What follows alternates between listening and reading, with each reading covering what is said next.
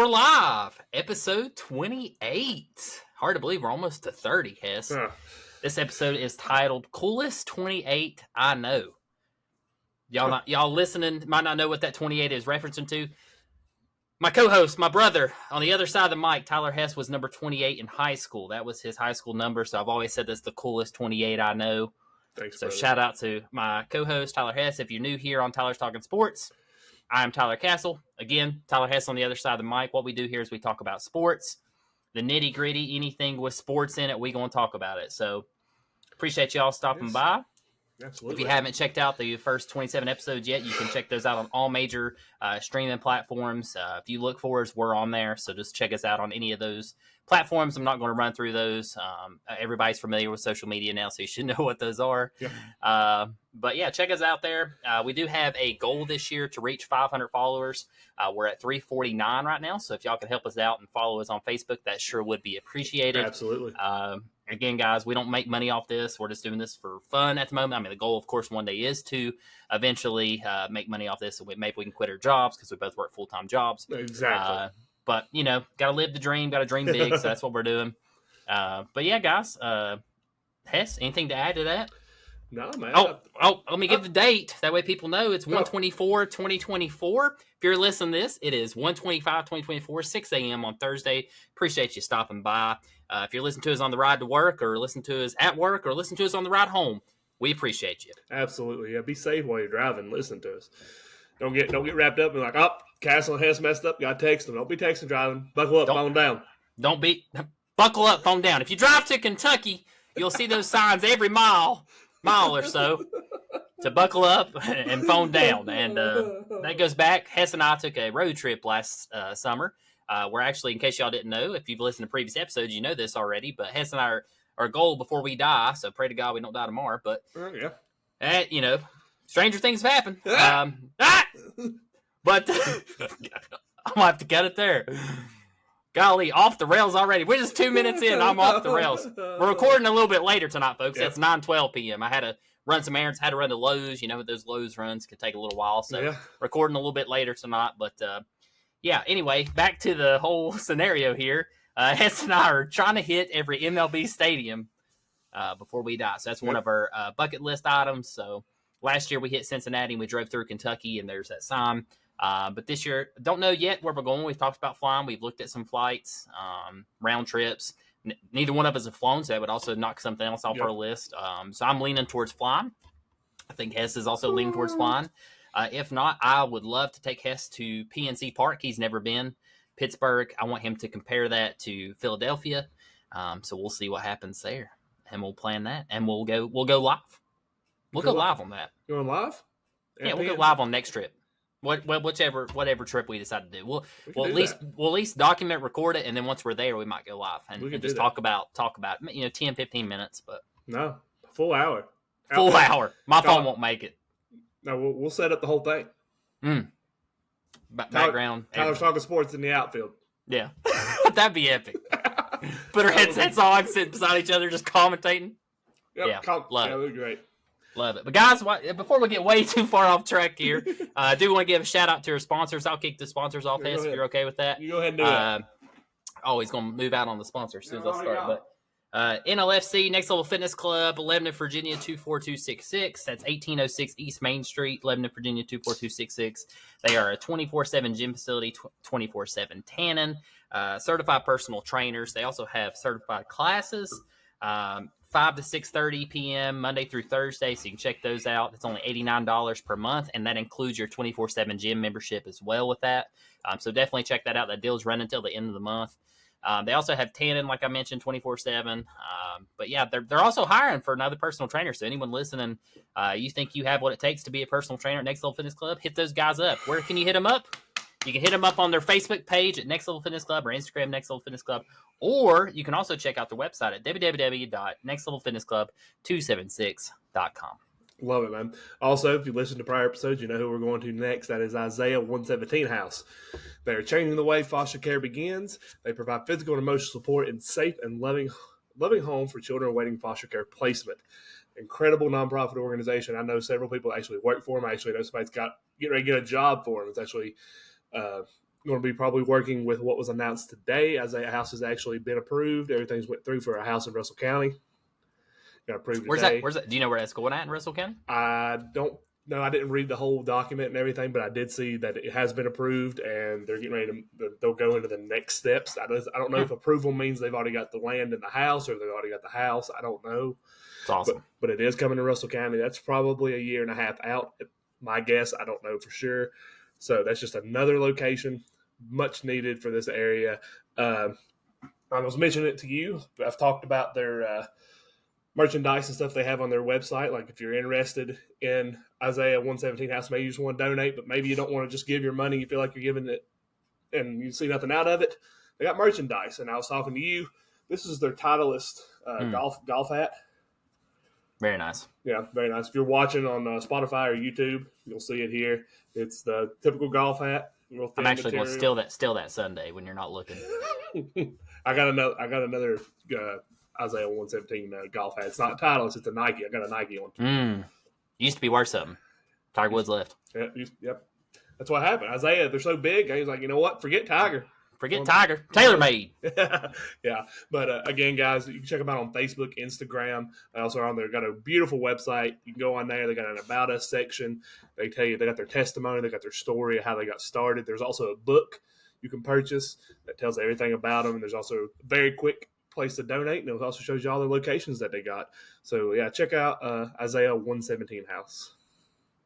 Yeah, definitely a great organization. I'm glad they're coming to Russell County, too. Yep. We're based out of Southwest Virginia for y'all listeners that aren't from this area. So that is our home county in Russell County. So that's definitely awesome to see for this area. Definitely much needed for this area for sure. Hess, I'm going to let you give one more shout out there to Abby Martin Photography. Yep, Abby Martin Photography, guys. We mentioned her in the last episode. Good close friend of mine and Krista's.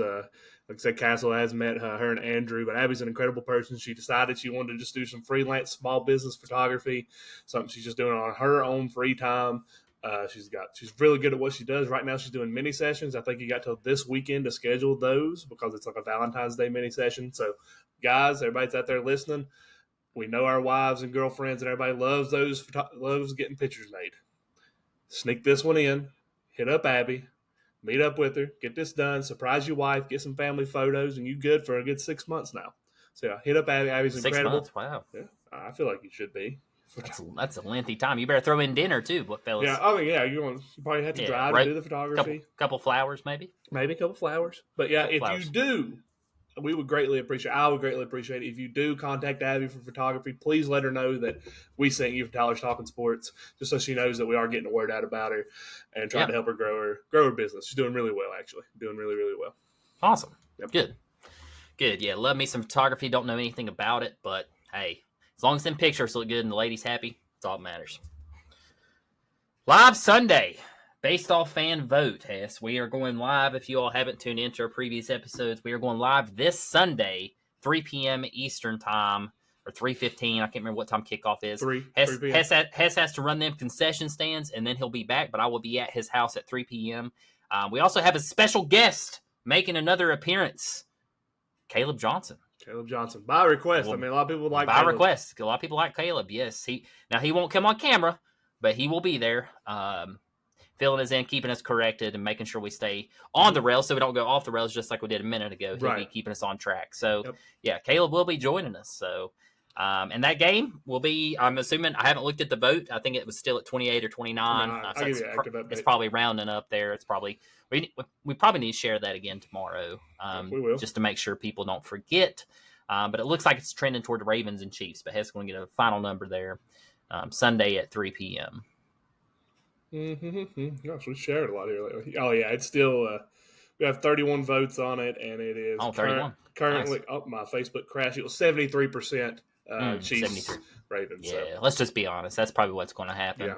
I thought about creating some fake accounts and going and voting for the Lions, but I was like, I better not. Also, I want to mention that before you talk about all the fake accounts we're going to create. Might be the only way we get to 500. But we also put another poll out there, just something to kind of gauge the audience. We know we talk about a lot of college sports. We talk about the pros, but we want to throw out some other sports out there with MMA, soccer, and then other people commented below, and also put NASCAR on there. accidentally deleted the NASCAR portion of the poll. And it was 3 votes, and actually one of them came back, so it's sitting at 5 right now. So that one's sitting at 26%. MMA is actually, y'all wanting some MMA, 36%, 7% of you. Wow. 7 votes for that 36%. 2 votes for NHL hockey, and then we also had 3 votes for soccer. And then the people who said others told us not to change anything, just keep doing what we're doing. So, yeah. I actually got some potentially exciting news about soccer. We won't go into it yet. Yep, don't want to go into it yet. Until all that's set in stone. But big things happening here at Tyler's Talking Sports. Just drop a hint. I'm not going to sit here and say that we're going to dive into the world of soccer as far as Premier League or MLS. Will we talk about it? Absolutely. But we have an opportunity, I think, possibly maybe coming our way. We'll see. And just something to get excited about. We'll see what happens. Yeah, we'll see what happens. Don't want to put the cart before the buggy. Oh. Cart before the horse? Cart before the horse. Cart before the buggy. God, Andrew's coming for me. There it is. Not even 11 minutes in. There he comes. There he comes. Oh, man. Can't even get my... Oh. I'm done. That's it. That's it. I'm out. Yep. Tyler out. Yep. Hot takes. Hot takes. You got any hot takes this week, Hess? I got a good one. I changed it up. It's not the one I was originally going to do. I thought she's going to do that one that I put down. Wow. Yep. I changed it up based off a conversation me and you had on my way home from work. Oh, God. And guys, we have a lot of conversations that y'all don't even know about sports. Not counting all this stuff. So, the Rooney Rule in the NFL. Oh, okay. Yeah. If you don't know what the Rooney Rule is in the NFL, it requires every NFL team to interview at least 2 external minority candidates for an open head coaching position and at least 1 external minority candidate for a coordinator job. Additionally, at least one of the minority or female candidates must be interviewed for a senior level position. Here's my problem with it. I get why they do it because, I mean, let's be real. Most of your coaches out there, it has changed drastically over the last couple of years, but most of your coaches historically are white people. And you don't see females in many roles, but you are seeing that start to change now, especially in baseball. I think you're starting to see a lot more females get into upper management positions. But my biggest issue with this is not the fact that they're forcing them to interview a minority. It's the fact that they interview a minority and they already know it's like they come into the door and they don't have a chance to get the job. Sometimes, yes, it happens. I mean, you got Mike Daniels, they got Mike Tomlin. Who else is out there?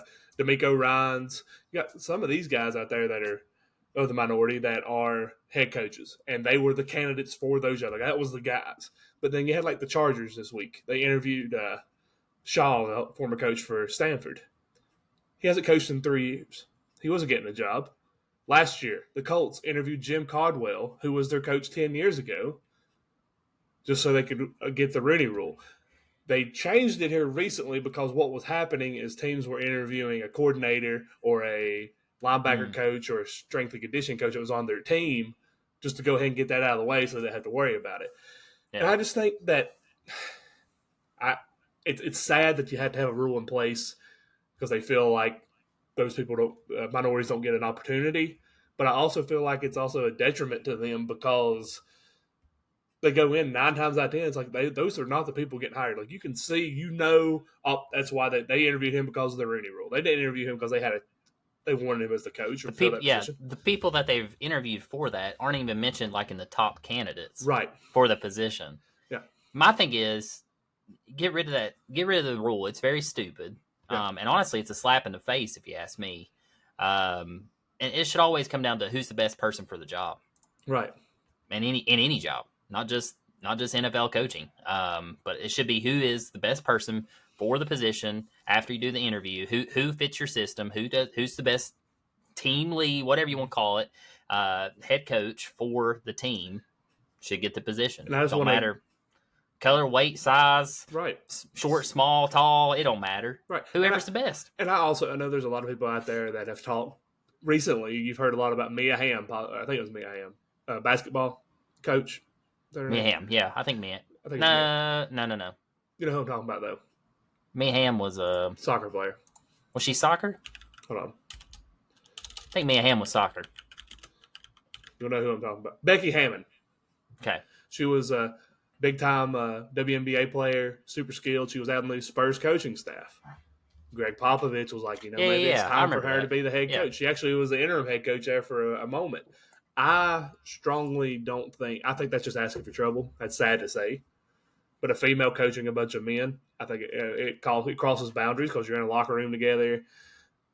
We all know the locker rooms are different. You don't see a man running into the locker room. Like, I don't know. Maybe that's something I don't really understand because I know there's a lot of men that coach women's sports, but you don't see as many females coaching men's sports. Yeah. But back to the whole the Rooney Rule, the origin of that. Again, though, but if she was the right, if she's right, the right fit, absolutely, then she gets the job. Yeah, absolutely, I agree with that. I'm just saying, don't put a female in a bad situation just so you can say, oh, we got the female. We got the first one. Yeah, I get what you're saying. But the origin of the Rooney Rule, the policy was first implemented ahead of the 2003 regular season in response to head coaches Tony Dungy and former head coach of the Arizona Cardinals, Dennis Green, who passed away a couple years ago. Dungy built a 54-42 record over 6 seasons with the Buccaneers before being fired. John Gruden went on to take over that same team and led them to the Super Bowl. But Dungy was widely credited for having developed the stellar defense. Meanwhile, Green had many playoff appearance. He had 8 and 9 seasons with the Minnesota Vikings, but was fired midway through the 2001 season after going 5-10. With that information public, agents and coaches and front office personnel and players came together to pressure the NFL to institute a more equitable interview process. The resulting policy was named after Dan Rooney, then the owner of the Pittsburgh Steelers and chairman of the League Diversity Committee.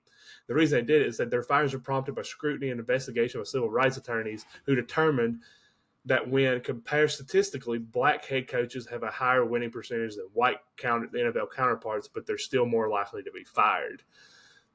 So, again, it's sad that this rule had to be put in place, but I think maybe at that point it made sense. But now I don't see it. I mean, maybe if you're in the organizations, maybe you'd see it, but I don't see it. I mean, I see it as like, who's the best person for the job. And here's some more. Who's gonna win as a Super Bowl? And it kind of wraps us up to have more statistics on it. Is how effective was the Rooney Rule? The initial results of the Rooney Rule were promising, with the percentage of African American and black head coaches in the NFL rising from 6% to 22% within 3 seasons. As time goes by, Rooney Rule violations emerge. The picture gets a little more complicated.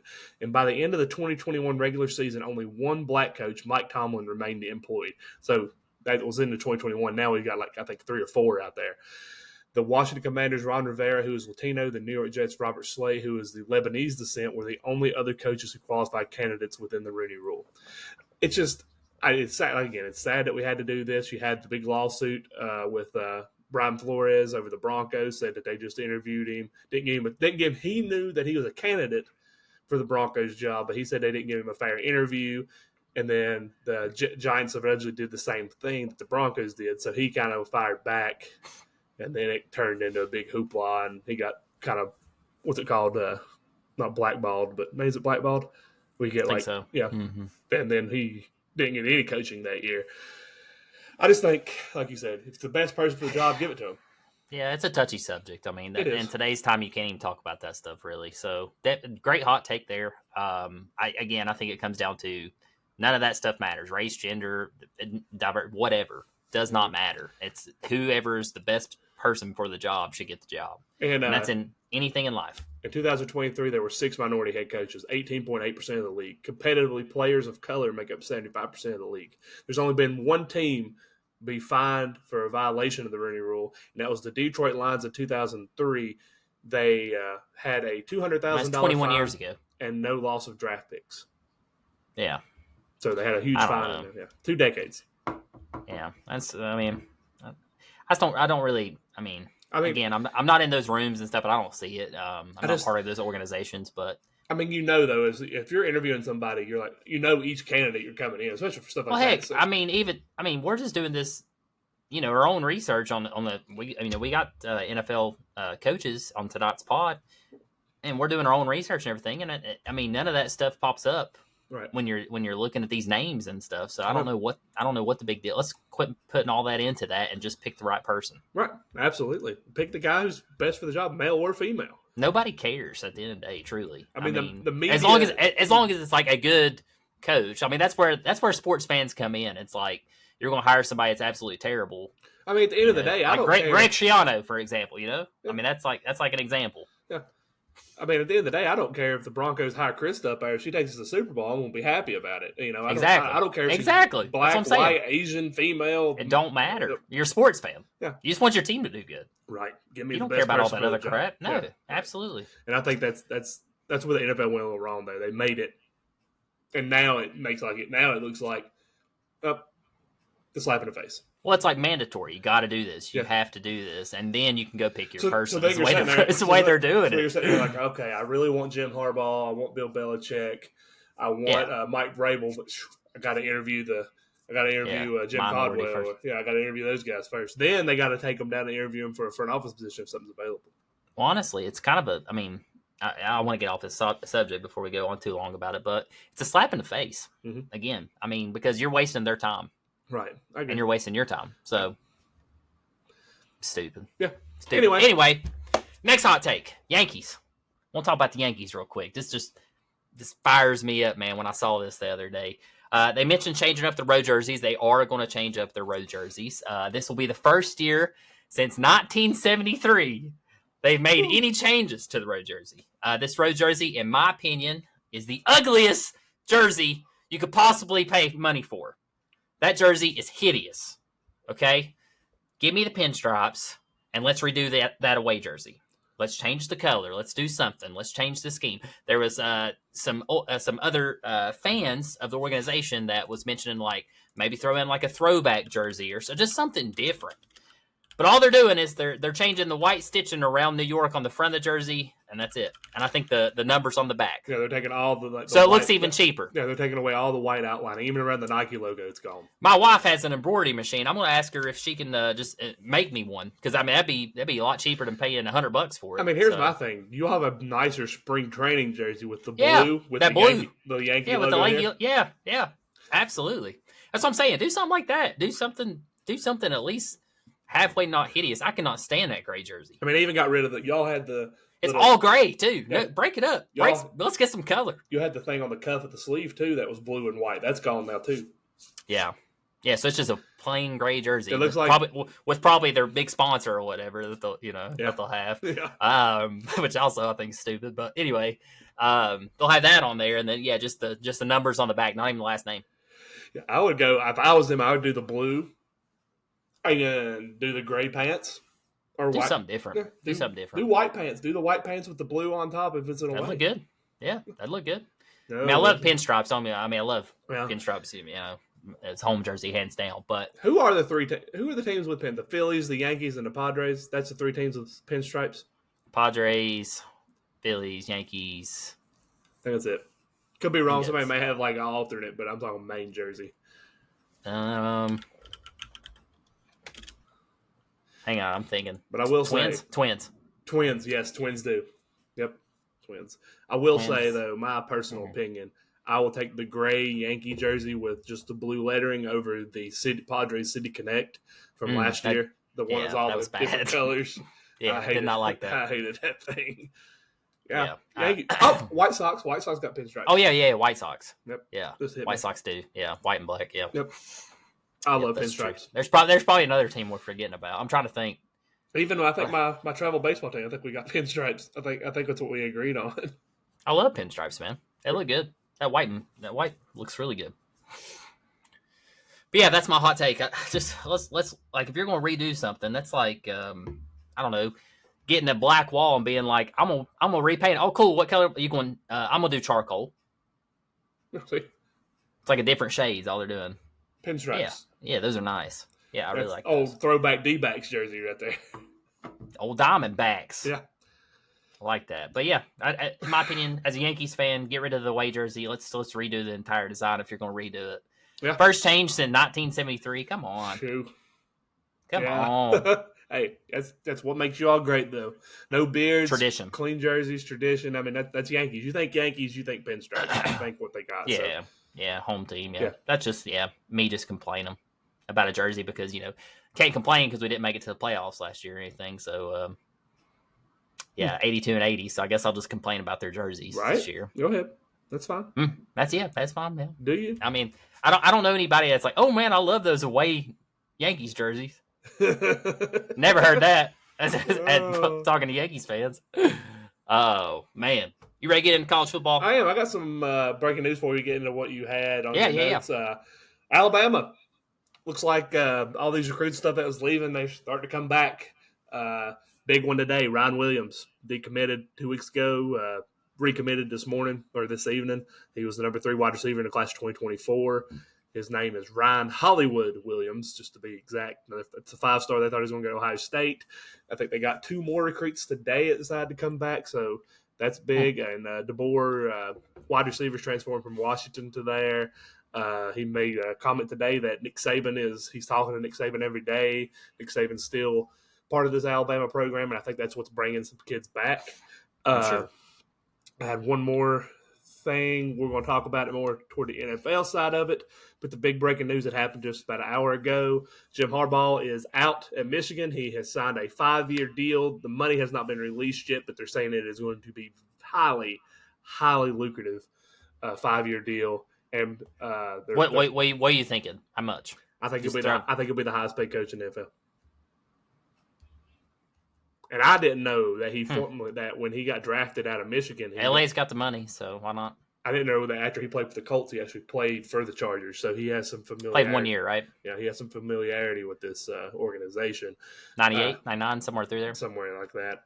But yeah, I think he'll be the highest paid coach because, one, he has the NFL background. He just came on with the national title.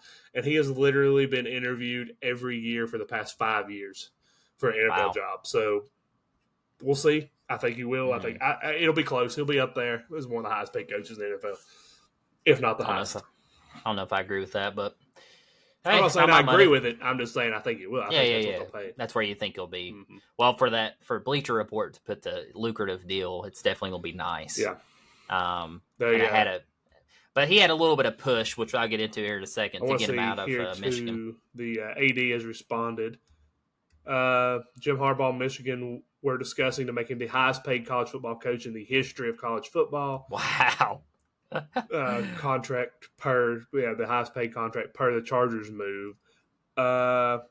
We've been discussing a new contract that would have made him the highest paid coach in college football history in the wake of Harbaugh's departure. In the end, he wanted to explore and ultimately decided to pursue the return to the coaching in the NFL. So it sounds like they wanted him back, but I think if they lost the Natty this year, I think maybe he might come back because he really wanted that, like you could tell. But since he got it, I mean, it was a no-brainer. Everybody knew Jim Harbaugh was leaving. And fun fact, I think it's week 6 next year. Chargers play Ravens, so you'll have the brothers playing coaching against each other. Sweet. Yep. That'd be cool to watch again. That's all I got to start out there. You can go into what you have here. Yeah. Big one here happened this week. I can't remember if we touched on it. I know we definitely shared it on our page, but George McKinstry, I keep wanting to say McIntyre, but George McKinstry. Hold on. Andrew sent me the pronunciation, so we didn't mess it up. It's McKinstry. Hold on. Anyway, QB commits to the Vols for the 2025 class. He ranks, these rankings are all over the place, but he ranks number 15 prospect in the 2025 class, according to 247 Sports. McKinstry checks in as the number 3 overall quarterback for the 2025 class. He'll join Nico Iamaleava, I can't ever say his name, and Jake Merklinger in his first year at Tennessee. We'll just say Nico. I can't ever do it. Nope. Can't even say the guy's name, so I guess I can't cheer for him next year. I'm just going to say Nico time, baby. He says it is George. Iamaleava. He says it is George McIntyre. I thought it was McKinstry. They keep saying McKinstry on everybody I've listened to. He says George McIntyre pronunciation will start as a sophomore is the idea. I think it's McKinstry. He will be a freshman Nico's junior year, and they think Nico will declare for the draft then. I just listened to On 3 Sports. Hey, I'm just saying this morning, and he kept calling him McKinstry. Well, so who's right, Andrew? I need to know. You are On 3 Sports. Oh, Lord. I've heard McIntyre. I've heard McKinstry. What? Let's call him George. How about that? Curious George. I'm curious how George is going to be. Looks like McIntyre. It does look like McIntyre. Now, when I first saw the name, I thought it was McIntyre. It could be Kentry. McKinstry. Gotta figure this out. You just keep talking, buddy. You keep talking. Yeah. I'll figure this out. Yeah, Jim Harbaugh, you touched on him a minute ago. Other day, of course, he was negotiating with Chargers, but obviously he took the Chargers position. A big reason I think he took that, the NCAA does have penalties becoming a sticking point of Michigan contract talks. If Connor Stallions, the former Michigan staffer at the center of the sign stealing investigation, or any other current or former staff member implicated in the case is charged with a major violation, Harbaugh would be automatically charged with a level 1 violation. So that's where that push is probably coming from as well. Also, too, the level 1 finding would remain on Harbaugh's record no matter his level of compliance, monitoring, or diligence in the matter. So he would definitely have that level 1 violation if he stayed, even if he had nothing to do with it, but Connor Stallions was found guilty or whatever they find in the investigation. 12 hours ago, 104.5 The Zone had George McIntyre is what they said on the phone. So they're saying McIntyre. McIntyre. God, man, I'm getting McIntyre, Wes Rucker said McKinstry, and then On 3 said, On 3 said McKinstry. This is saying, this guy said, whoever this dude is with all these people, it says new Vol commit on and the Talking phone. Ball said McKinstry. This dude, and I know Andrew listens to Talking Balls, so maybe they have a new episode release saying, "Hey, this is how you pronounce the guy's name. We've been pronouncing it wrong." Maybe that was on YouTube just now, just to get it. That was 12 hours ago. He was on there yesterday evening with them, and they introduced him as George McIntyre. Let's see if he says anything here. George. Anyway, guys, he's supposed to be good. He's a pocket passer. He also brings to the table. I was reading, I can't remember the guy's name, but it's like one of the top prospects in offensive line. He's a 5-star as well. And then also, too, I think there's a couple wide receivers. So that 2025 class could be special for the Vols. That was definitely a big get for Josh Heupel. Obviously, Josh Heupel can recruit quarterbacks. He can develop quarterbacks, so that's very huge. You can say what you want about college football. You obviously have to build the team, but it does a good, solid foundation is having a great quarterback. Look at the Final Four teams this year; they had great quarterbacks. So I think that's a great start for the 2025 class recruiting. I do think Tennessee will round out the top 5 in 2025 recruiting class. So, yeah. Even if I don't know how to pronounce his name, he should be good. This other one is highlights said George McIntyre. But I don't know. Anyway, it doesn't really matter. They're comparing him to Dak McIntyre, McKinstry. You won't see him for a couple years, so it don't matter. They're comparing him to Dak Prescott. They said he's going to be the next Dak Prescott. That's what they're saying here. That's what this video says. Says 5-star recruit, the next Dak Prescott. Absolute garbage. You were talking about Michigan there and talking about the level 1, level 2, all those violations and stuff. I actually had, just to get some reference for people, because I wanted to look into it myself. A level 1 NCAA violation is a severe breach of conduct. Seriously undermined or threatened the integrity of college sports, can include the lack of institutional control and academic misconduct, the failure to cooperate with the NCAA investigation. Level 2 is a failure to monitor your program, somatic violations that do not account for the lack of institutional control, and multiple recruiting, financial, and eligibility violations. And a level 3 is a complete breach of conduct. That is a inadvertent violation that are limited in nature, extra benefit, financial aid, academic eligibility, and recruiting violations, provided that they do not create more than a minimal advantages. So, to me, level 3 is the least, and level 2 and level 1 are the most severe. Yeah. So, I just wanted to kind of throw that out there. Thank you for that. Yeah. So, again, probably another little push to go on to the NFL. Yep. Wanted to touch on this one. This one's pretty sad. The Bulldogs' winningest mascot, UGA-X, sadly passed away on Tuesday. Man, that was tough. Saw where Herb Street. Yep. Gatien passed away. Multiple championships. Yep, he is the winningest mascot in Georgia football history. Let's see. He became their mascot at the age of 2 in a collaring ceremony on November 21st, 2015. During the 8 seasons as a team's mascot, Georgia went 91-18, won 2 national championships, 2 SEC titles, and made 7 New Year's Six Bowls. He will always be remembered as a damn good dog. Bulldogs Athletic posted on Twitter on Tuesday. I actually got the pet of Gatien. Bryson got a picture of him on his door. Big mascot there. He was the dog that was there when me and Krista got together. So it's kind of been like our our thing there. But hate to see him gone. Yeah. I mean, he retired. He didn't die in the line of action.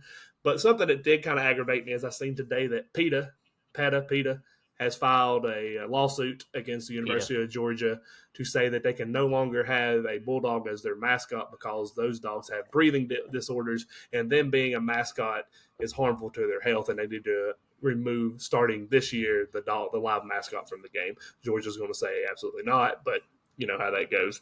Oh yeah, always something. Fun fact: I don't know if you've ever been. These dogs are in Georgia. These dogs are bred in Savannah, Georgia. Savannah. Yep. I've been right by it. Yep. You can go actually buy the house. The lawyers. Yep. Yeah, the lawyers. The Seller family. Yep. Try buying Very a dog nice from place. them. Try buying a dog from them. It's right near where Girl Scout cookies were Yes. first sold. That's where the University of Georgia was originally at. Before it moved to Athens, it was in Savannah.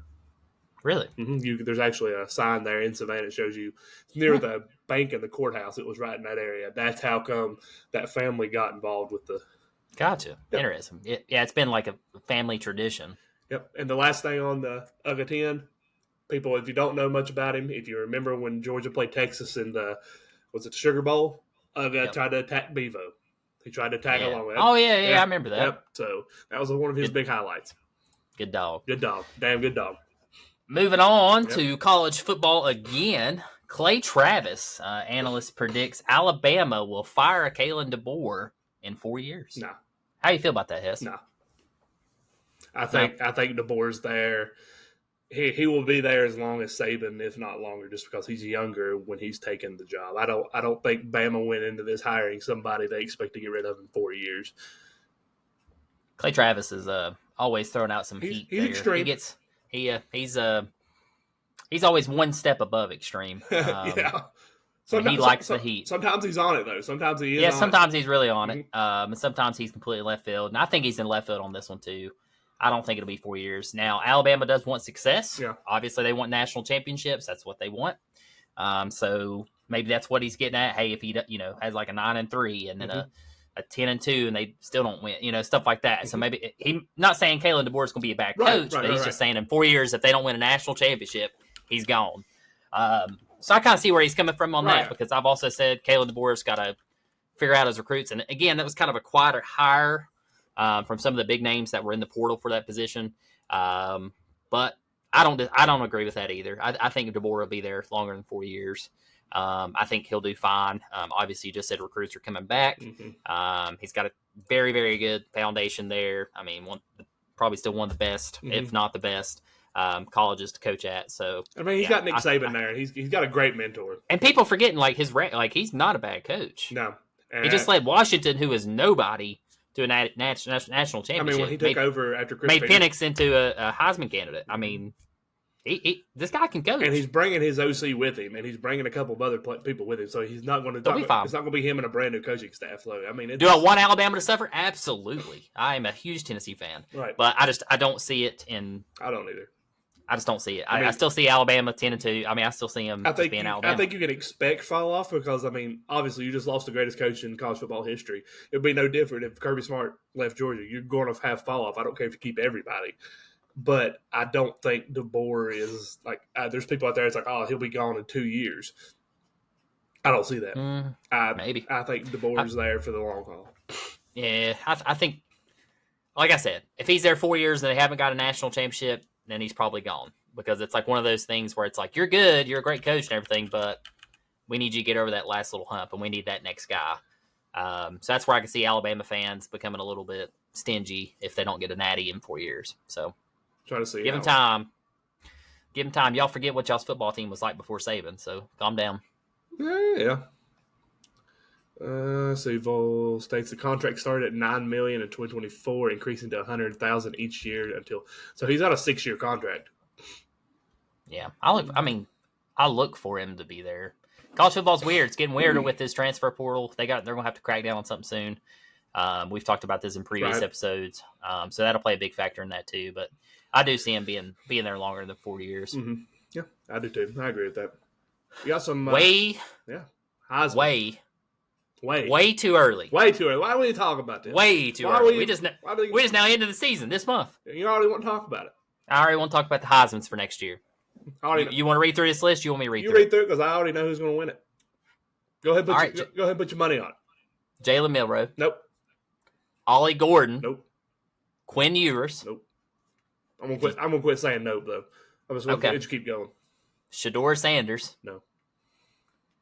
I thought she was gonna quit saying no. Sorry, I didn't want you to think that it was Carson Beck. Nope. Jackson Dart. Omarion Hampton. I like that one. Yeah, I didn't realize he was the leading ACC rusher last year. He's good. Yeah. Everybody talked about May. Yeah. Nobody talked about him. Travis Hunter. He'll be back healthy. Dylan Gabriel. Cam Ward. Luther Burden. I didn't realize he was coming back. Yeah. That's scary. And Brady Cook. Oh, awesome.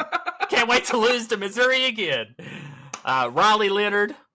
Noah Fahita. He's sizzling. Jalen Daniels. Not Jaden.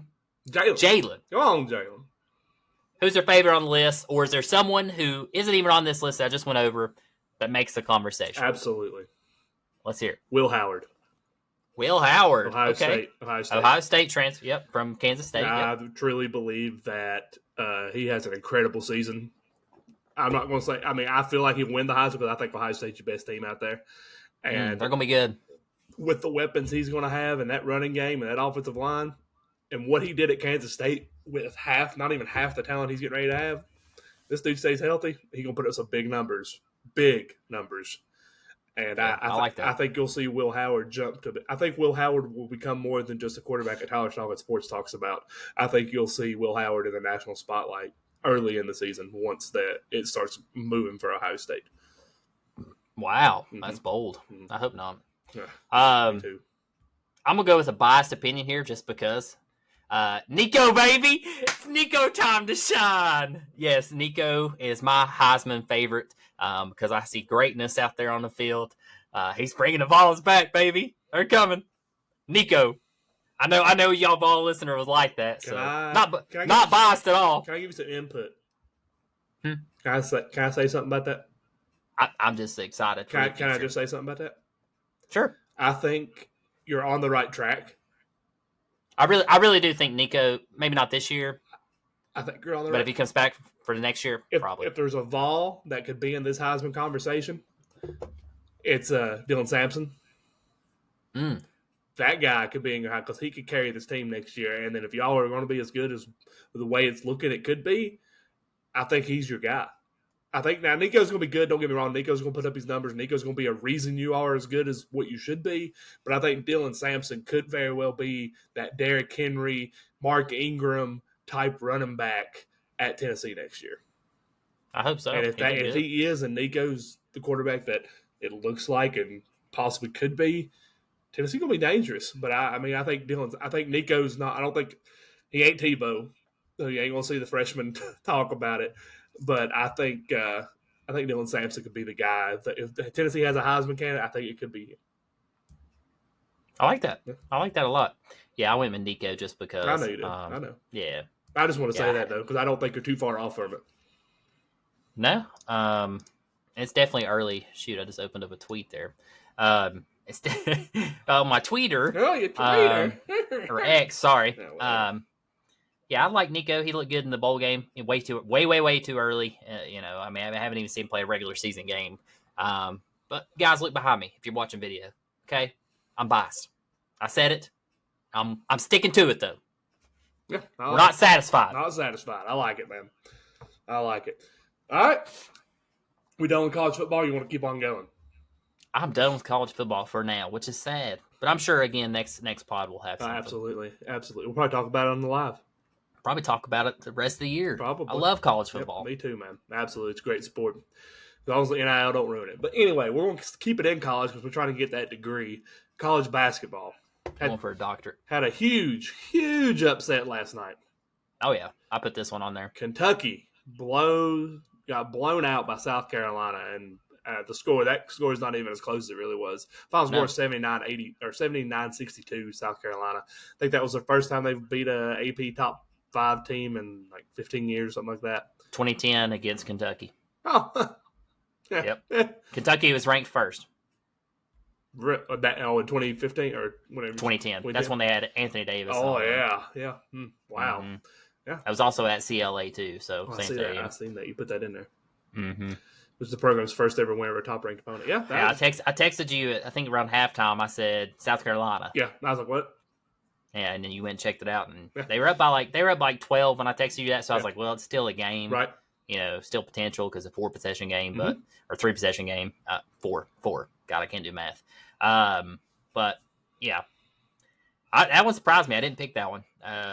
But it is a road game, Mhm. and you're seeing a lot of these big teams, even Tennessee and any of them really, Duke, Arizona, a bunch of your bigger teams, UConn, struggle on the road. Hey, speaking of still. Tennessee, Georgia this year is 11-1 at home with one loss to Tennessee.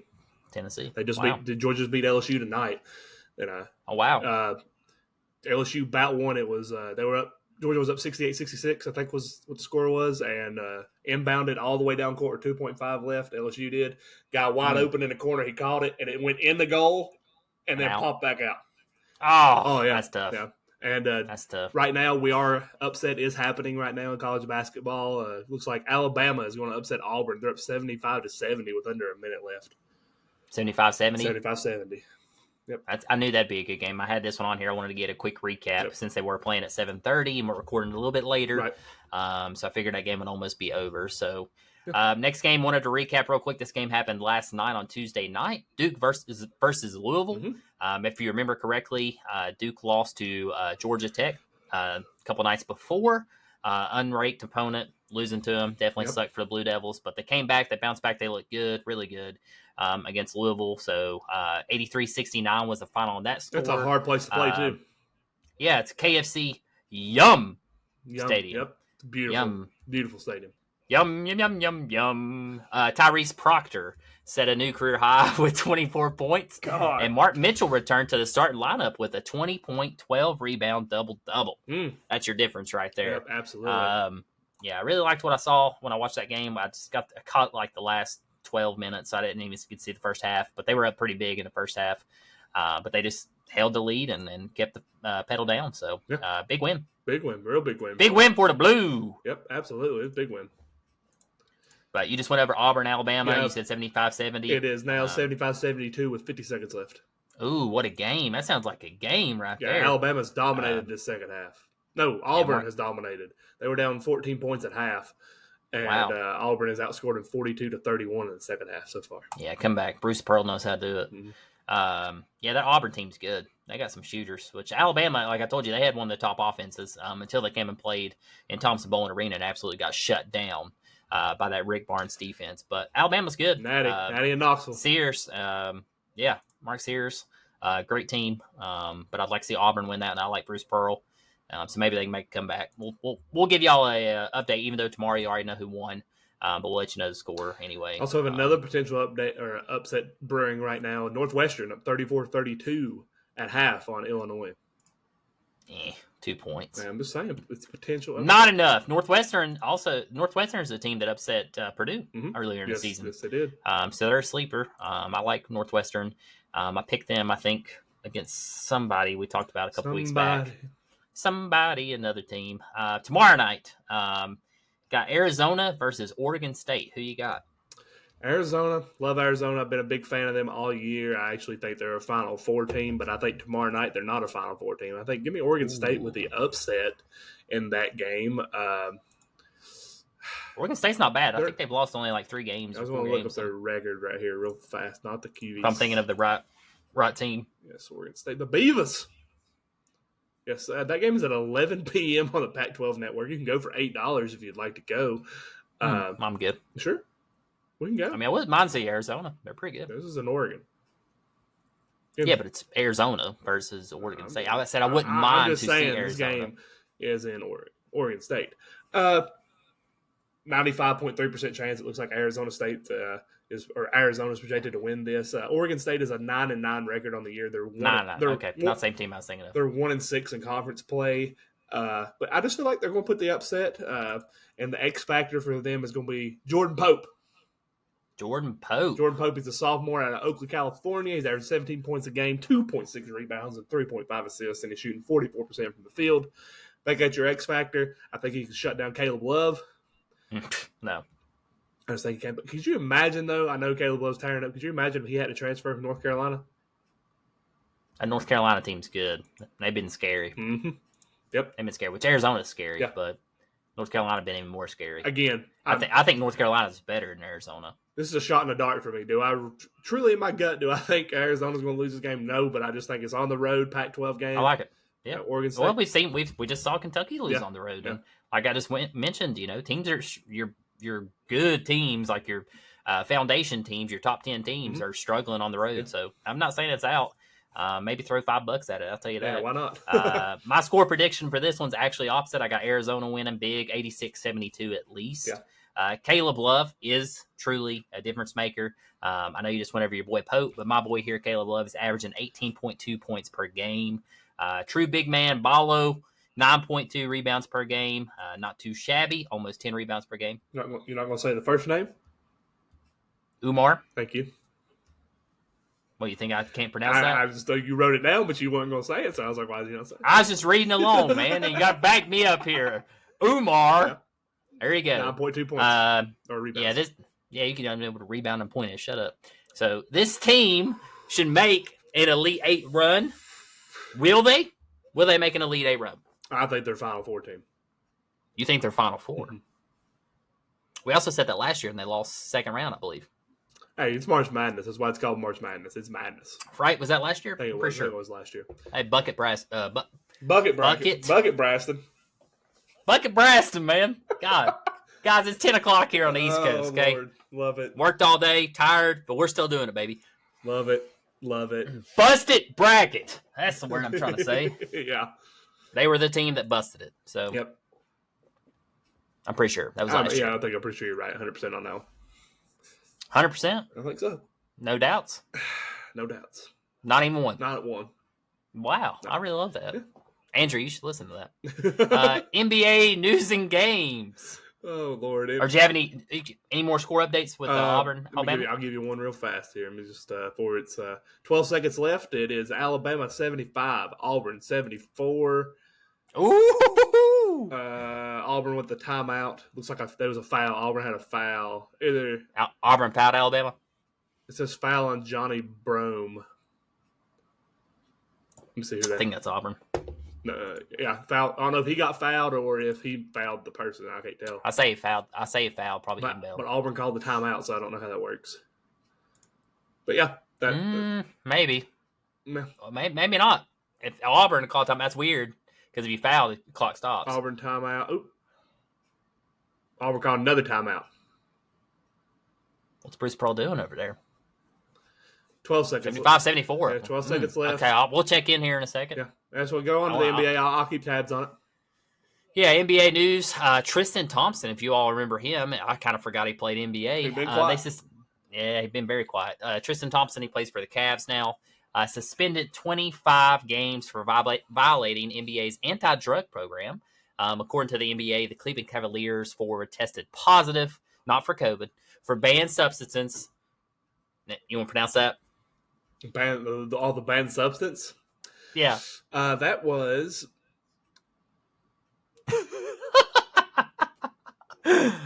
Abu I'll spell it for y'all. IBUTAMOR Abutaraman. And SARM LGD 4033. So Jacob, if you're listening, I know you're in med school. You need to tell us what those are and how to pronounce them. Yeah, because he got banned. Anyway, he got banned, so obviously it's probably an enhancing, some type of sports enhancing drugs in a system. So 25 games is a pretty hefty penalty, so it must have been pretty bad. It is a... You're not looking this up on your work computer, are you? Nope. It is a potent, long-acting, orally active, selective, non-peptide... God almighty, what the heck is this thing? Ibutamorin? Is that how you say it, maybe? Orally active, selective, non-peptide agonist of the ghrelin receptor and growth hormone surrogataga, mimicking the growth hormone GH stimulating action in the ignorous hormone. God almighty, what is this thing? Sounds like steroids. It's a growth hormone is what it sounds like. It has been shown to increase the secretion in several hormones, including GH and insulin growth factor. Yeah, sounds like steroids. Yes, definitely steroids. Pretty much. That's what it is. That's what that one definitely is. Anywho, big news here. Big news. You ready? I'm ready for this. I'm ready for some big news. Milwaukee Bucks fire first-year head coach Adrian Griffin after 43 games. I didn't realize it was the first year. Yeah. Griffin was 30-13, second in the East, and they fire him. What's going on there, Hess? Why they fire Mr. Griffin? Reports are that Peter Griffin. One, Antetokounmpo was not a fan of him, and a lot of it went through Antetokounmpo. But a lot of the NBA people around the league say it was because of the lack of defense. That people watched, there was some people apparently watching practices and watching some locker room interaction and said, one, he had lost the locker room, two, practices, they wasn't doing hardly anything, that your big-time players kind of just not even doing anything at all during practice. He wasn't forcing them to do anything, so they said he had lost control of the locker room. But it was the lack of defense, and a lot of people pinpointed one thing was the 1-4 record against the Indiana Pacers so far this year. But I'm not a fan of this firing. Like, you hired this guy to be your coach, you signed him to whatever the deal was at the beginning of the year after their former coach retired. They fired him. They fired because he lost in the playoffs. Oh yeah, after they were pissed about that. Oh my god! And he won a natty, or not a natty, but championship, national championship. Yeah, championship, sure. But and here's my thing: they hired Doc Rivers. If this would have been 6 years ago, okay, but sure. But Doc Rivers has been on how many teams since you've been watching the NBA? Celtics, Clippers, 76ers. I think there was one more there too. I think another one there too. And now here, and he's not done anything at those other than the Celtics. Yeah, let's look at the Celtics now. I mean, they're front runners. I'm not a big fan of that hire.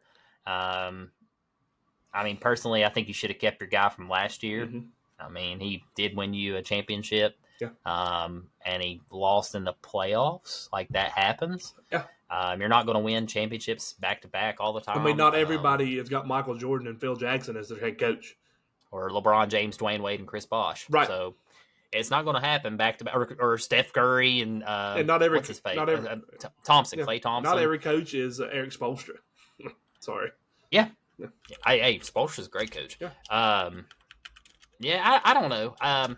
Doc Rivers is a good coach, don't get me wrong, but I don't think in today's league, like you said, 6 years ago, it would have been an excellent hire. I don't know. He's old school mentality, so maybe that's where they get that defense come back. Maybe that's where he gets the locker room back on track. That's maybe what they're thinking, maybe more of like a mentor, leader role. I don't know. The Bucks do play tonight. I don't know if they've already tipped off or not. I think they play tonight. I can tell you. Hold on. They play tonight or tomorrow night. They're playing right now, and they're up 114 to 104 on the Cleveland Cavaliers. Okay. Yeah, Tristan Thompson's suspended. That's why. Yeah. But, yeah, I mean, Doc will do fine there. Let's just be honest. I think with that team, it didn't really matter who's at the helm. You have two of the greatest players in the league right now on the same team. I mean, if you can't make something happen with that, Griffin was 30-13, and he didn't have control of the locker room, and they didn't play defense, and they second in the East. Mm-hmm. Okay. Well, I just want to give just a roundabout. I think they went for a name hire. I do too. That's what it sounds like, because Doc Rivers is that name. The former coach was Mike Brunholzer, and he is a big time assistant under Greg Popovich, who is probably one of the best coaches in NBA history. But here's his record with the Milwaukee Bucks. His first year, was first in the Central, lost in the conference finals. Second season, first in the Central, lost in the conference semifinals. Third season, won the NBA championship, first in the Central. 2021, 2022, first in the Central, lost in conference semis. And then last year, they were first in the Central, but they lost in the first round. That was the reason they fired him. But, I mean, this guy... He's made the playoffs every year. And he has a... I wish the Yankees would take note. I'm switching sports there, but I wish the Yankees The worst season they ever had with him as a head coach was 72-46. Yeah. He's not been under 600 win percentage. Let me ask this. How many times did you hear about the Bucks in the past, before they got Antetokounmpo? Antetokounmpo? I mean, you didn't even hear about him when they first had him either. They had him, if you go back to the first people year People forget Jason Kidd was the coach of this team at one time. How good they do with Kidd? Jason Kidd had a 333 winning percentage. He was 291. Sorry, no. He was there for 2 or 3 years. He had a 400 winning percentage. He was 291 and 139 or no, 150. I'm sorry. He played 291 games. He lost more games than he won. He had 139 wins and 152 losses. Jason Kidd did. That's what I'm saying. And Mike Brunholzer had 271 wins and 120 losses. Yeah, I remember when Jason Kidd got fired and they hired Mike, how much that entire team just turned around. But let's look at the history here of the Bucks here. They fired George Karl in 2003. George Karl became the coach of the Nuggets, and look what he did there. They fired Jason Kidd. Jason Kidd actually did pretty well after that. I mean, they've had Scott Skiles. I mean, they've had good coaches. I don't know. And here's this guy. He's 30-13. He has the best winning percentage in Milwaukee Bucks history. You didn't give him no time. You gave him 43 games. Yep. You didn't give him full season. Yep. We're halfway through the season. They're like, this guy's not it. Yeah. Like I said, I think it was more so a name hire. It's just to make the fans feel like, oh man, we got our guy. We're gonna make it to the finals now. Hold your horses. That East and those West teams, God, those West teams are good. Yeah. Especially Oklahoma City. Nobody's really talking about them, but Oklahoma City's good. Yeah, I think the Bucks are in the East. I know, but I'm saying the West. Right. The West teams. I mean, the East is tough. Don't get me wrong, but these West teams are. Yeah. I think the West teams are still another level. Yeah. I mean, Denver, Dallas, Kings. Dallas, Kings. The Lakers could be the Clippers. Nobody's talking about the Clippers. Clippers 28-14. Yeah. I got them on tonight, or on the list to go over tonight. But yeah, I don't know. Big name hires, all that was. Yeah. It's kind of like hiring Bill Belichick. Not a fan of it. Not a fan of it at all. I'm not too big of a fan of it either. I love Dame Lillard. Obviously, if you listen to the pod, I'm a big Dame Lillard fan. So want to see him do well with Doc. So hopefully they can keep winning games. And Alabama did end up beating Auburn 79-75. Wow, sounds like a good game. Yep. That's a big win for Alabama. Big win. Now they only lost one SEC game. Mm-hmm. And that was the first loss for Tennessee. Auburn. In SEC play. Nice. Yeah. SEC is going to be interesting. Tough teams. Mm-hmm. Paris Olympics. We have not talked about the Olympics yet, Coming but just starting to talk about the Olympics. Starting to search for players to headline. This, of course, is for the NBA because we do have the NBA championship in Paris this year. First players that are big time players. I'm just going to mention a couple here or three: LeBron, Mm-hmm. Curry, Yep. and Joel Embiid. We'll keep up with this. They were some of the biggest names announced Tuesday as part of a 41-player pool in the first step toward deciding the 12-man team roster. It can be set as early as May. We're in January right now. So obviously we'll keep up to date with this. This is the redemption team, by the way, because the last couple of prior years, the big names have stepped out, and America's been getting embarrassed. Curry's never played in the Olympics. Right. We've been getting embarrassed, and LeBron made a point last year that he said that they're coming back and we're going to win it all. So I always it's kind of like the documentary, the dream team of 08. Yep. Yeah. That was that team. LeBron, Kobe. Oh, that's a great. If you haven't watched that is really good. Talking about Kobe being in the in the gym when they're getting on their way back from partying all night. Yeah. 4 a.m. putting up shots. Yep. Love that. That's good. Yeah. I hope to see this team do well. Really it's going to be fun. I mean, we'll be definitely covering. Olympics start July 27th. Pumped. So we'll be keeping up to date with all those sports. Absolutely. And everything. I love the Olympics. Always have, even winter. Love it all. Yep. All right. Lakers Clippers. Recap that game. Yeah, Lakers got demolished. Kind of projected that one. They've been looking pretty terrible. I think they fall now 2 games below 500 or 1 game below 500. 22-23 or 22-24. I can't remember. I'll give you that. Just keep on talking. Got demolished anyway. 116-127. Clippers finally putting it together. They are 28-14 now. 4th in the West rankings right now. 22-23. So fall 1 game back 500. Still fine. Mm-hmm. Don't freak out, Lakers fans. Y'all were in the same position last year, and look what happened. Yep. So I think they'll be fine. LeBron knows how to turn it around. But Anthony Davis is the key to that.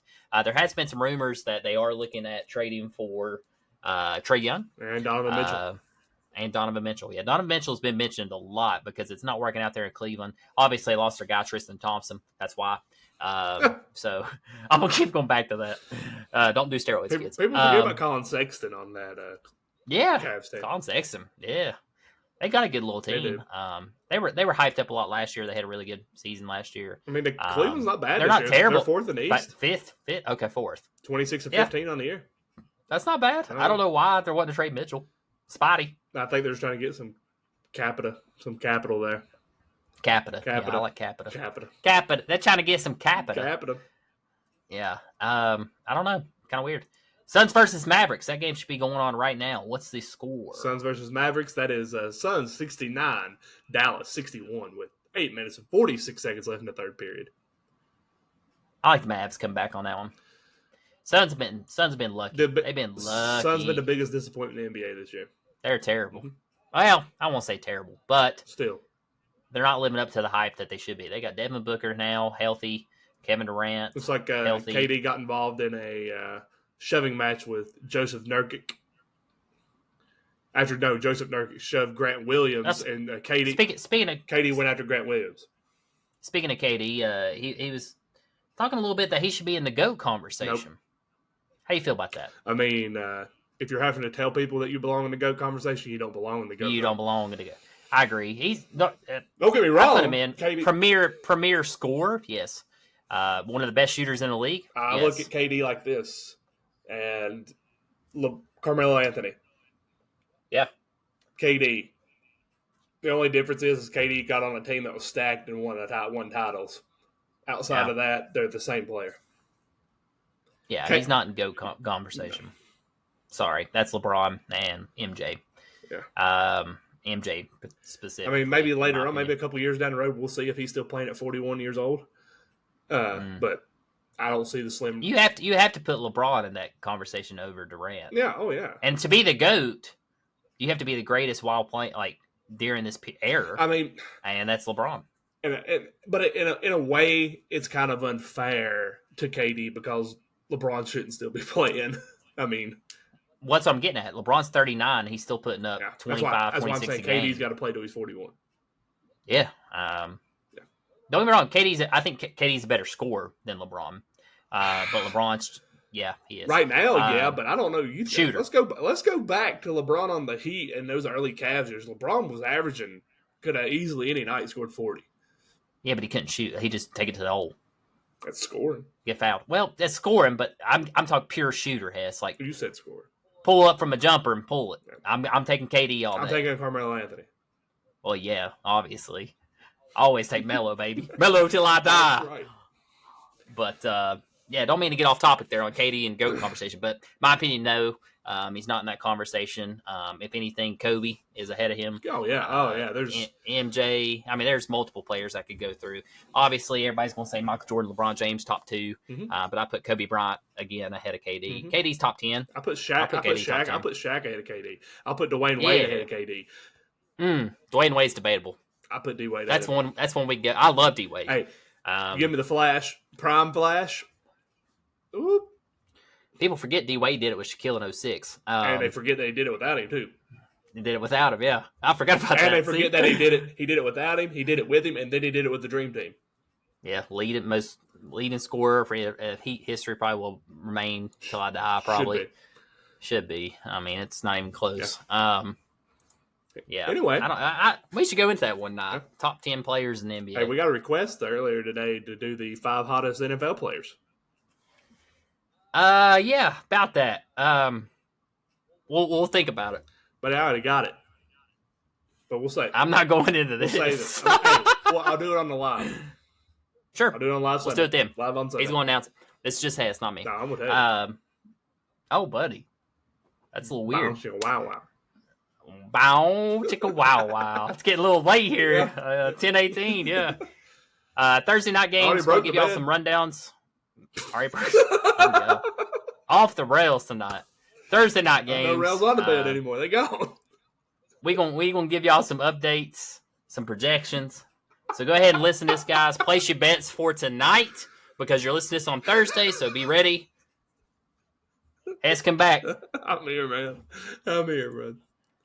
Nuggets versus Knicks. Who you got? Give them a score prediction and any bets that you think people should place. First basket, Jalen Brunson. Knicks win 86. Knicks win 86. Sorry, I seen the 86 from your score on the top there. Knicks win 106-96. 10 point. Is this game in Madison Square Gardens or is it? I'll let you know. Give me a second. Madison Square Garden. Sorry, I said Madison Square Garden. It's okay. It's fine. No, it's not. Andrew would kill me on that. This game is in MSG. It is MSG. I like the Knicks here too. I mean, obviously I like Denver. Denver's gonna be it's gonna be a good game. I'll definitely watch this one. But yeah, give me the Knicks since it is at home. I like Brunson. I look for Brunson if there's anything over 30. I take Brunson in that. So Brunson, and then first score will be Jokic for Denver. I think he'll be first scorer. I like it. So that's my bets for that one. Score prediction 112, 109. It's a 50-50 split, too, as far as what the ESPN predictor is saying as far as who wins this game. It should be a very good game. Yeah, should be. Even though it's not. Now, if that game was in Denver, I'd go Denver. Oh, it's really hard to win in Denver. It's hard to win in the. I don't know if it's still called the Pepsi Center, but that's what I always remember it as. The Pepsi Center. That's a hard place. Well, it's hard to win. Hard to win in MSG. Mm-hmm. The New York plays Denver. They're looking. I mean, that's their fifth. They're looking for their fifth straight victory. New York or Denver? New York. They've only lost 2 games since they had. Denver's pretty hot too right now. Yeah, they're both the same. They're both 4-1 in their last 5 games. Ooh, the only difference is Knicks are on a 4-game winning streak. The Nuggets are on a 3-game winning streak. Nice. And they played a little bit. Winning streak ends tomorrow for one of them. The Nuggets have played Boston, at Washington, at Indiana. Yeah, that's a tough. And they won all 3 of those. They lost all road games. They lost the 76ers by 4, but they beat the Pacers and on the 14th. The Knicks, on the other hand, have played the Rockets, the Washington Wizards, the Toronto Raptors, and then last night they played Brooklyn. So no competition. Yeah, but that's good. Still should be a good game. As far as the Knicks, though, that's them winning the games they're supposed to win. And that's something that the Knicks have struggled with in years past. Well, they got Thibodeau. They got a good coach. Yeah, they do. Anyway, keep on moving this train going, bud. Yeah, Kings versus Warriors. Who you got? Give me the Kings. Love the Kings. Score prediction. 121-114. 121-114. I got the Kings in this one as well. 110-106. Okay. Over under Curry making threes. 5 or 6. 5. Over under. Over 5. Over 5. You know what? DeAndre Fox over 27.5 points. I like that. I think he's averaging somewhere right around there. I think he's averaging like 26 a game or something like that. 26, 27. Yeah, it's close. Yeah. I like that. Yeah. Well, we got Celtics versus Heat. Ooh, I like this matchup. That'll be a good matchup. Mm-hmm. Always go. Who you got that one, bud? I got Celtics, man. They're just too tough right now. Heat's not being the Heat that I expected them to be this year so far. So yeah, Celtics by 7, 125-118 to remain the best team in the East. This game is in Miami. Celtics. Jason Tatum drops 40 that game. Woo! Give me Bam Adebayo. I thought you said Bama. Bam. Give me Alabama. I want to take him as far as a bet to get a double-double. And put him over if you want to continue that with him. A double-double with over 17.5 points and over 10.5 rebounds. And as far as who wins that game, oh man, I'm gonna say Kristaps over 20. This game's on national. This is a national broadcast on TNT at 7:30 tomorrow or today. Big game. Tomorrow. It's today. Or today. Well, for our listeners, yes, tonight. This is tonight's bets. Yeah. Oh God. Give me the Heat. Give me the Heat to cover. Oh, cover. Okay. Nope. Give me the Heat to win this game. Well, Heat's going to win this game 120. What's the cover right now? What's the spread? Celtics 5.5. Nah, Celtics win by 7. Miami wins by 5.5. Okay. Yep. I'm gonna place my bets tonight. All right. Bulls versus Lakers. Another big matchup. 10:30, I'm pretty sure. Right after the Celtics Heat. Bulls Lakers. Should be. God. Bulls been coming on here lately. Yep, they have been. And they got Cade Cunningham, right? No, Cade Cunningham's on the Pistons. The Bulls got not Cade. DeMar DeRozan. No, hang on. Give me their lineup. Oh my God, Who am I thinking of? Let me see. DeRozan. Nope, not him. Andre Drummond, Zach LaVine, Kobe White. Kobe White. That's who I'm thinking of. Kobe White.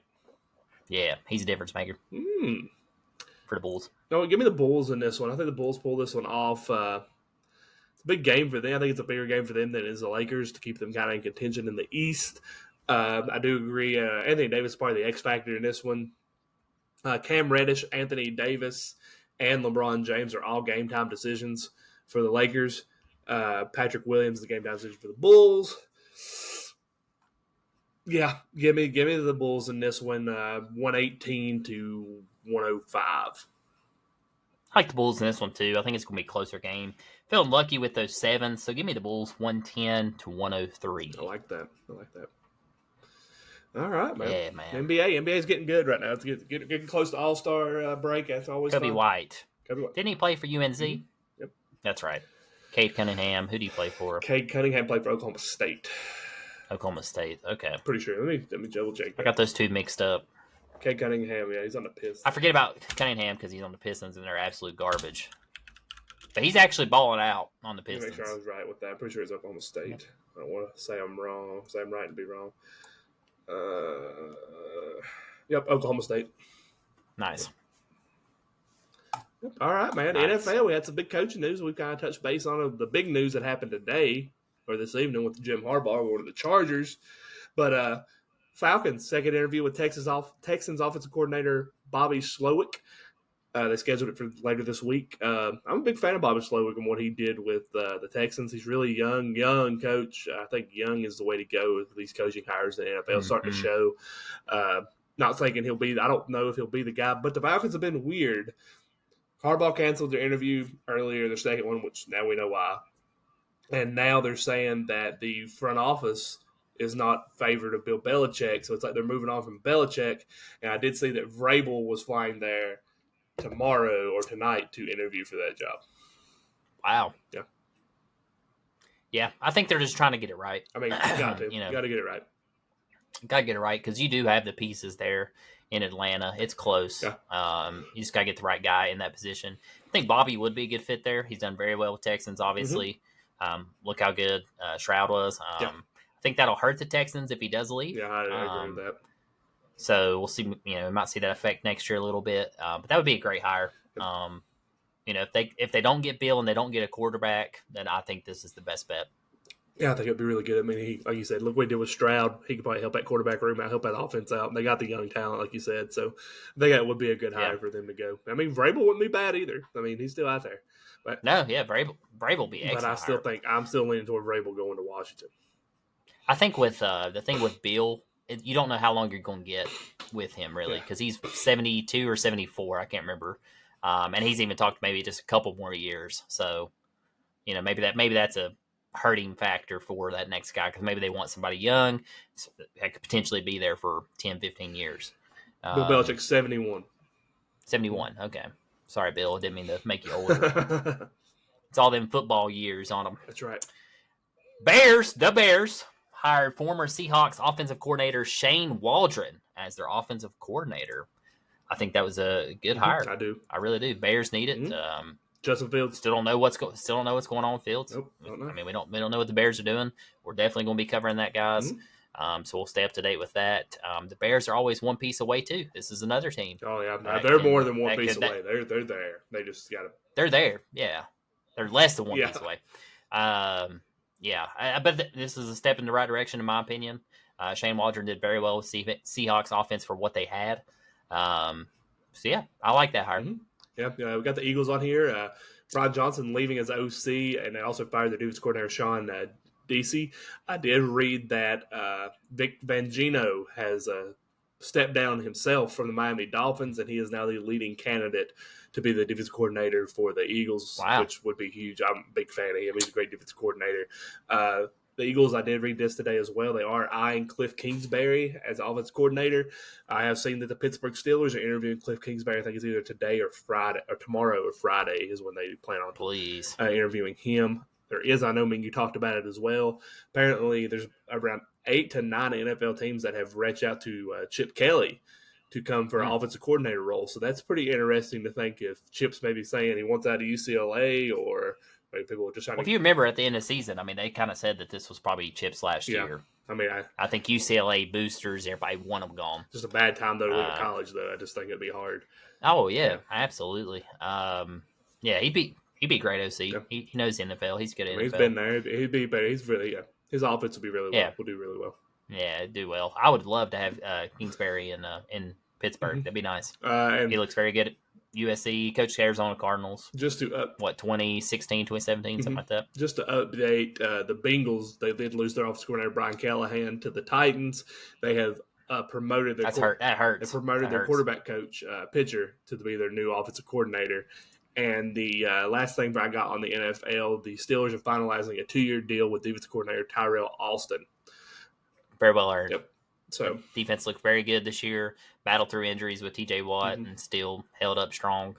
Defense is coming along at Pittsburgh. and I said Tennessee. the Packers fired their DC too. That's surprising. It says embattled. Apparently, there's a lot of stuff going on behind the scenes about him. Okay. I was about to say, as far as Packers defense, they look pretty good. What was I going to say? The Steelers also interviewed offensive coordinator for Panthers today, Yes. which hopefully that don't go through. Hey, never know. Yeah. Might work out. Might do good under No, Tomlin. I doubt it. Tomlin's got I doubt connections with a lot of the Carolina coaching. I think Steelers will be all right. They'll get the right guy. They just got to figure out that quarterback situation. That's the biggest question mark. Yeah, I agree. So I agree with that. we'll see a QB battle there next year. I agree. We'll see who's the guy. We'll see. Right now, it's Kenny Pickett versus who? That's what they say. So I think, honestly, Mason Rudolph should have a shot. He's 3-1. Be Mason Rudolph versus who, in my opinion. I agree. But what I saw this year. Yeah. But also, too, I mean, Kenny Pickett, I'm pretty sure was 4-1, 4-2, something like that, right? Something like that. Until he got hurt. So maybe Tomlin knows. I'm going to let Tomlin do his thing. He's 17 winning seasons in the NFL. I'm going to keep letting him do his Right. thing. Quick hitters real quick. We didn't go over the score predictions. Again, guys, we are going live Sunday, 3 o'clock Eastern time for the Ravens Chiefs is what it looks like. That's why I keep saying 3 p.m. If it does somehow change, it'll be 6:30 p.m., right? For the 49ers Lions game. One thing we haven't done yet is give our score predictions, so we're going to give that tonight. Hess, I'm going to let you kick off the Ravens Chiefs score prediction. Who you got? Chiefs 28-14. Chiefs by 2 touchdowns. Any significance there? Who's the key player to make that happen? Chris Jones on defense and Patty Mahomes not turn over the football for the Chiefs because that defense for the Ravens is legit. I'll die before I cheer for the Chiefs. So give me the Ravens, I guess. 27-24. Why? Key there, Lamar Jackson keeps playing like MVP. He does. Can't slow his run game down. I mean, yeah, I agree with that. I see what you're coming from, but I think the Chiefs can get the Chiefs speed. I think the Chiefs can win this game because I think of their defense. I think as long as Patty Mahomes doesn't turn the football, Chiefs defense, they're top 3 defense this year. Ravens are the who's number 1? Ravens. It's Exactly. Actually, it was the Browns, Ravens, Chiefs is how the defense was. wrapped up. But of remaining teams. That's Yeah, what I'm getting at. I mean the Ravens. Yeah, and I think that's one of the best defenses I've ever seen as far as how they change things up. So I'm saying this is a big game for Mahomes, but I think the Chiefs defense and Steve Spagnuolo. Can't believe you're cheering for the Not Chiefs. cheering for them. I just think they're going to win. Can't believe you're cheering for them. That's what I just heard. You Patrick Mahomes. I'm not cheering fan, for ain't you? any of one of these teams. I'm not either, I'm baby. gonna be- That's why I picked Hey, the Ravens. Did y'all watch the Bills Chiefs game? You see Jason Kelsey? Sure did. That was Loved going it. to be me during the live the entire time. How come? I got a question for you while we're speaking about that. How come it's okay if Jason Kelsey does that, but if I'm over at your house and I start doing that, everybody says we need to go home, Hess? That's what they do, man. I don't know. We can't have That's no ridiculous. Can't have no, fun. fun. Ridiculous. No, ridiculous. 49ers Lions. Woo, buddy. This is a game right I'm here. excited. I am excited for this one because I actually have a team I can cheer for. Yeah, right. Lions. Lions. You going with the Lions?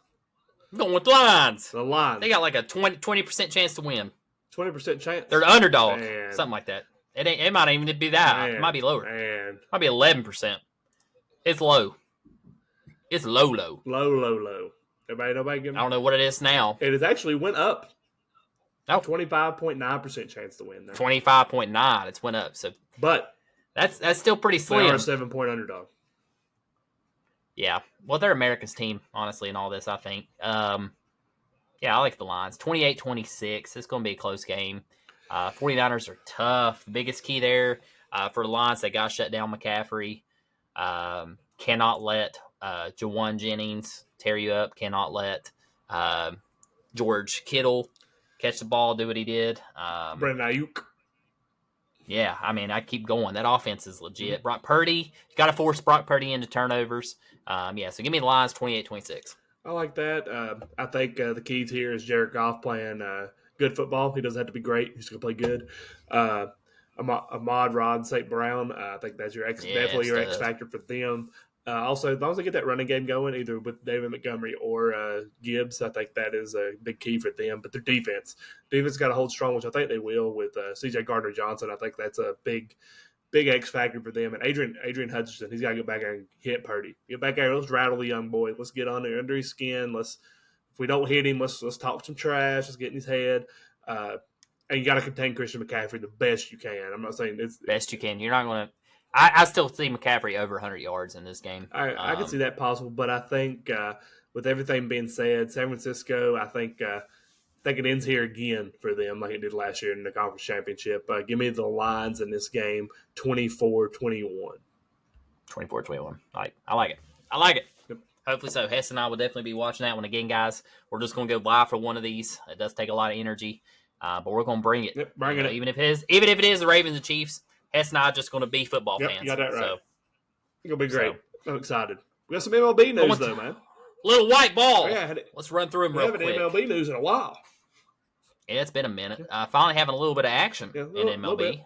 Starting to ramp up. We're getting closer to the starting season. Pitchers and catchers report February 24th, I think. Yeah, spring training getting ready to ramp up here soon. Been seeing that some New York Yankees flying down to Florida. Mm-hmm. Yep. Or will be flying down to Florida, rather. Hall of Fame, real quick. Newest members, wanted to run through these because these are some players we actually watched in our lifetime. So, Adrian Beltre, stud, designated hitter. Joe Mauer, did it right, stud. Stayed with the Twins his entire career. Adrian Beltre was also a 7-time Gold Glover at third base. Third, okay. Yeah, but he DH'd there. I mean, he could hit the cover off. He didn't like his head being touched. Joe Mauer, too. Joe Mauer's a stud. Yeah, Joe Mauer's really good. Mauer hour. Yep. And then Todd Helton. Former Vol. Also. You know, I didn't realize he was SEC Athlete of the Year when I was reading up on him a little bit, going back through my knowledge. Did you see that he was also the second-string quarterback, Peyton Manning's freshman year? Correct. Peyton was his backup. Same team. That's insane. And they were really good friends, too. They said that was one reason why Peyton decided to go to Denver Broncos, because him and Todd Helton were so close. Really? Yeah, Todd Helton seems like a cool guy. Just an all-around athlete, so very well deserving. There was one guy I want to throw out here since he was local. Pitcher Billy Wagner. He played in Tazewell in the 90s. Missed Hall of Fame by 5 votes. I do think Billy should be in the Hall of Fame. I mean, he was a great closer. He played on multiple teams, played on the Braves, Mets. He was really good at the Mets. Next year will be his final year on the ballot, so I'd like to see him get in. I think he will. Missing about 5 votes sucks, but hopefully by next year he'll get in. If not, great. Nothing to hold your head down about. I mean, my eyes, he's still a Hall of Famer. Another touched on this before you go on. Another one I just want to mention. He has at least 4 more chances, but why this guy's not even made it yet? Andre Jones. His percentage went up. He was 53% last year. He's up to 69% of the vote this year. Still just short on making it into the Hall of Fame for the Atlanta Braves. Me, greatest center fielder in my lifetime. I think he's the second best center fielder, probably behind Willie Mays. 400 career home runs. I think he had almost 300, if not 300, for his career. Dude, Jones was like big. Yeah, I don't understand. Like when Chipper was there, everybody's like Andrew Jones. Yeah. And I think, Mike Morgan Wallen said you got the big 3 pitchers and keep up with the Joneses. So I mean, that was he was good. Was so I remember. Good. But here's my last. I remember you had that poster in your room. Loved him. My big thing here, though, I really wish these Hall of Fame ballots were public. I wish you could see who these people vote for and how they get voted for, because I feel like there's a little bit of government type stuff goes on, I think, with some of these Hall of Fame ballots, like they do in Congress, kind of, hey, you scratch my back, I'll scratch your kind of. A little shady. I Yeah. do believe A that. little backdoor deal. Yeah. Yeah. Yeah. Love it. Politicking and sports. Yeah, but that was my take on the Hall of Fame. I do hope Billy Wagner makes it next year because Billy Wagner was a stud. Very well deserving. He was a good closer. Touched on this a little bit earlier. Yankees are finally making adjustments to away jerseys. Appears to just be lettering, so just the white stitching around their New York. Any updates on Blake Snell, Hess? It was reported that the Yankees offered him a 6-year, $150 million deal, which he turned down because apparently he's wanting a longer deal. And it was reported late this evening that from John Heyman that apparently there is a mystery or secret team involved in Blake Snell, but it's looking like Snell, which I think a lot of free agents are going to do. They're going to wait right up until the spring training report date to kind of see where these teams are at with the other signings. But it looks like Snell might be leaning to a mystery team. And that kind of throws me for a curveball because the Angels we know about, the Yankees we know about, teams they haven't mentioned that need pitching, Blue Jays, Orioles, Brewers, Rangers, Tampa Bay needs pitchers. And I'm going to throw it out there. I don't think it happens, but man, you were talking about he's wanting a long deal. The Atlanta Braves. Braves could throw him out there 10, give him that 10-year deal that he's wanting, and give him, if he's just wanting years and ain't worried about the money, why not? It's hard. It'd be hard to walk away from 6-year, 150. That'd be hard to be like, I'll wait. Again, pitching in the Yankees. Imagine that. $150 million.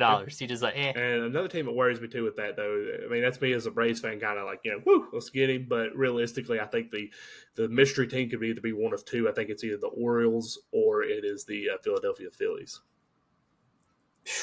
Yeah, Phillies be nasty. Mm-hmm. He went there. Snell's 31. We talked about this earlier. I know you say he'll go the distance, which I hope he does. I really like Blake Snell. I'm not a big fan of Blake Snell. But that's really what's weary. That's why the Yankees offered 6, because that's kind of their timeline. Like they think when his arm's going to be pretty well done. Which I get it. I mean, he'd be 37, 38. Right. So, I mean, I understand where they're coming from, because then you go into those 1-year, 2-year deals. Mm-hmm. Kind of like he did Verlander, some of those other guys that are, Kershaw, for example. Right. So that's where that 6 years coming in. So he's going to have a hard time, I think. I think that's, too, what's holding it up, where he wants an 8 or 10-year deal. He's 31. Mm-hmm. Probably not going to happen. It might. It might. But a team I think that you mentioned, the Atlanta, I think Texas Rangers would be a hot pick for him. They just come off a World Series. They're maybe potentially signing Jordan Montgomery, so we'll see what happens there. If they re-sign Jordan Montgomery, I don't see Snell going to Texas because they don't need him. But yeah, Philly would be nice. Yeah, that's all we got for that round white ball. But let's go to the smaller white ball with the little dimples on it, and that is the PGA Tour. Yeah, PGA Golf Farmers Insurance Open started today. Wanted to go over the top 3 because those rounds are completed now. Again, guys, this is 4 rounds of golf. So round 2 will be tomorrow when you are listening. I did pick Xander Schauffele. I don't know how he ended up shooting for the day. And then Collin Morikawa. Xander is tied for 34th at a 3 under. He will tee off tomorrow at 12:23. Collin Morikawa. Oh boy, he was 5 under. Okay, he was 5 under. Maybe he's up here. That one time. Oh, there he is. He finished at 5 under. He tees off at 118. He's tied for 9th. Your top 3 right now is Kevin Yu and Patrick Cantlay at 7 under. And also tied with Patrick Cantlay, Ryu Hisasten, Japanese golfer. Just a Japanese golfer. Let's just leave it at that.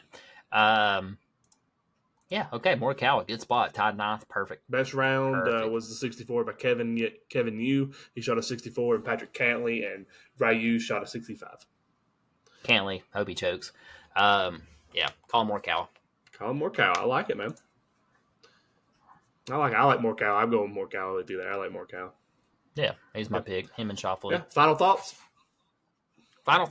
I'm just going to touch on this real quick. I do think Bronny James is overhyped. I'll go more in depth on a hot take on one of our next episodes. I don't know when, because I want to get a little bit more deeper dive into this. But you mentioned he was on quite a few NBA scouting boards. I was reading too that a lot of teams are looking for him potentially go to NBA draft next year, which I think is insane. He's currently averaging 5.9 points per game, 2.6 assists, and 2.6 rebounds, and he's only 6'4". Right. Very undersized for the NBA, let's just be honest. And let's just be honest, too, this would just be to fill seats and hopefully get Bronny James and LeBron on the same team just to fill seats. Okay.